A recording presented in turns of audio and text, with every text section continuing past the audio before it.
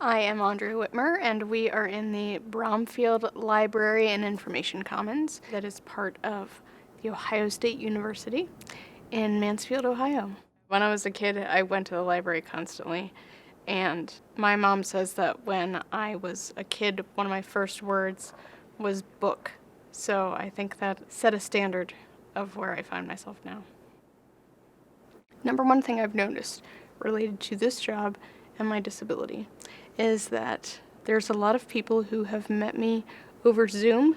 So there were a lot of people that I never met in person.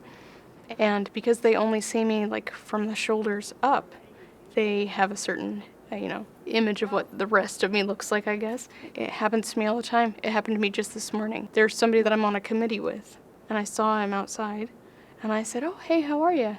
And he looked at me like he had no idea who I was.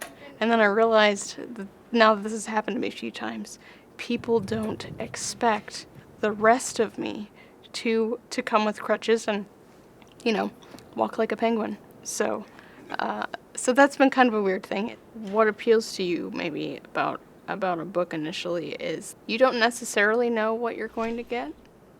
You have an idea. You have an idea from the title. You have an idea from the cover and what it looks like, and you have an idea from what's going on in the back. But the middle is still kind of up for grabs. I think people are kind of that way too. Especially if you're just talking about somebody that you just met, you maybe have an idea of them too.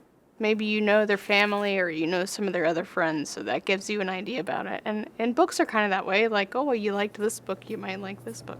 But really, it's up to you to still engage with that content and see, okay, is what is actually in the book, does that match up to what I thought it was going to be going in?